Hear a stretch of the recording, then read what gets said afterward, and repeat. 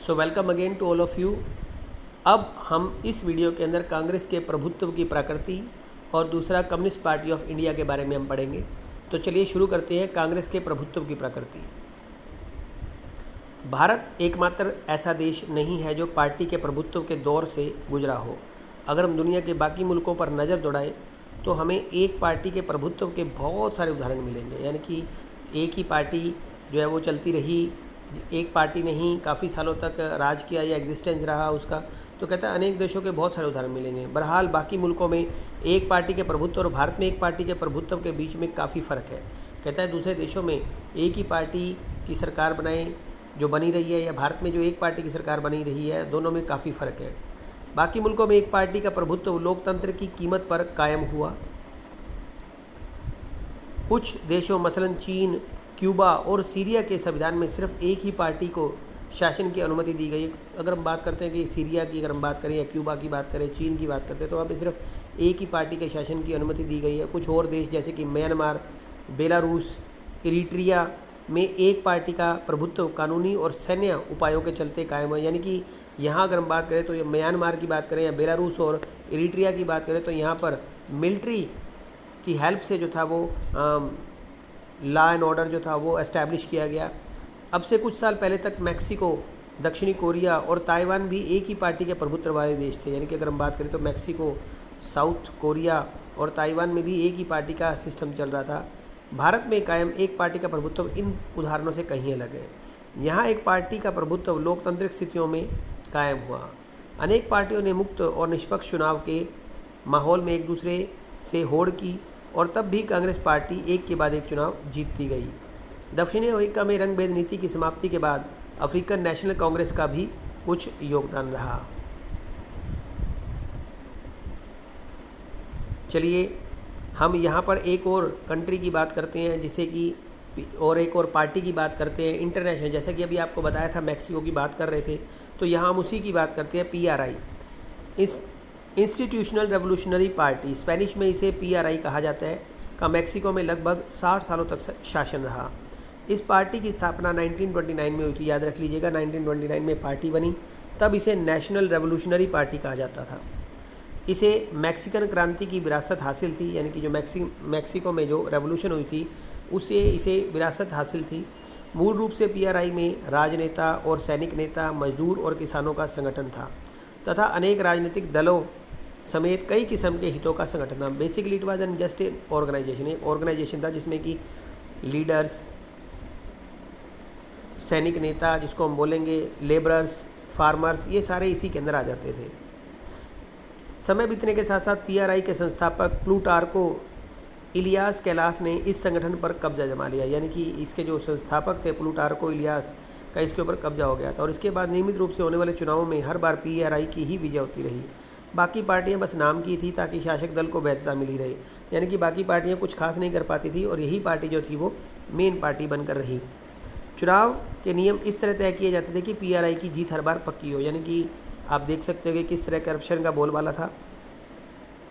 शासक दल ने अक्सर चुनावों में हेर फेर और धांधली की। यानी कि जो रूलिंग पार्टी होती थी वो हमेशा ही अनफेयर मीन्स के द्वारा चुनाव जीतती थी। PRI के शासन को परिपूर्ण तानाशाही कहा जाता था। यानी कि इसके शासन जो थे वो एक तरह से तानाशाही शासन थे। आखिरकार सन 2000 में हुए राष्ट्रपति पद के चुनाव में यह पार्टी हार गई। यानी कि 2000 में पहली बार इस पार्टी को हार का स्वाद चखना पड़ा। मैक्सिको अब एक पार्टी के दबदबे वाला देश नहीं रहा। बहरहाल अपने दबदबे के दौर में PRI ने जो दाव पेच अपनाए थे उनका लोकतंत्र की सेहत पर बड़ा ही खराब असर पड़ा। स्वतंत्र और निष्पक्ष चुनाव की बात पर अब भी नागरिकों को पूरा विश्वास नहीं जम पाया है। यानी कि इतने सालों तक जो अनफेयर मीन्स चलते रहे तो अभी भी कई बार उनको एहसास नहीं होता कि ये पार्टी दूसरी जीत गई है और इसने फेयर मीन्स से इलेक्शन लड़े हैं। तो ये PRI की बात थी। या भीमराव अम्बेडकर जी के बारे में भी लिखा हुआ है, तो आप देख सकते हो कि भीमराव अम्बेडकर जी का भारत के फादर ऑफ इंडियन कॉन्स्टिट्यूशन के बारे में जाने जाते हैं। इंडियन कॉन्स्टिट्यूशन को फ्रेम करने का काम जो था इन्हीं के द्वारा किया गया था। चलिए आगे देखते हैं कम्युनिस्ट पार्टी ऑफ इंडिया के बारे में, जो भारत की एक दूसरी सबसे इम्पोर्टेंट पार्टी मानी जाती है, कम्युनिस्ट पार्टी ऑफ इंडिया। देखिए 1920 के दशक के शुरुआती सालों में भारत के विभिन्न हिस्सों में साम्यवादी समूह कम्युनिस्ट पार्टी ग्रुप उभरे थे।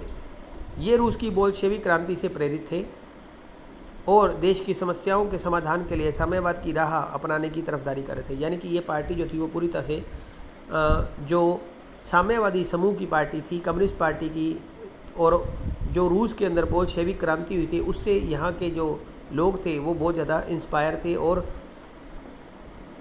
और हर समस्या की समाधान के लिए साम्यवाद को ही तरफदारी कर रहे थे, यानी कि साम्यवाद के फेवर में जाना चाहते थे। 1935 से साम्यवादियों ने मुख्यतः भारतीय राष्ट्रीय कांग्रेस के दायरे में रहकर काम किया, यानी कि 1935 से लेकर और कुछ समय तक, कुछ सालों तक ये कांग्रेस के साथ रहकर ही काम कर रहे थे। कांग्रेस से साम्यवादी 1941 के दिसंबर में अलग हुए।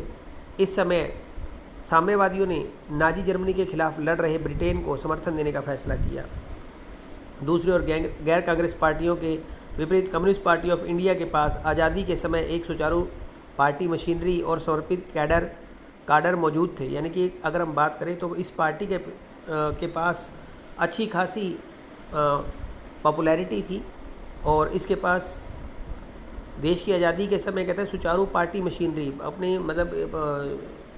अपने एडमिनिस्ट्रेशन को रन करने के लिए कुछ मशीनरी थी। मशीनरी का मतलब है कि लोग थे जो इस पार्टी को आगे बढ़ा सकते थे। बहरहाल आज़ादी हासिल होने पर इस पार्टी के भीतर भी कई स्वर उभरे।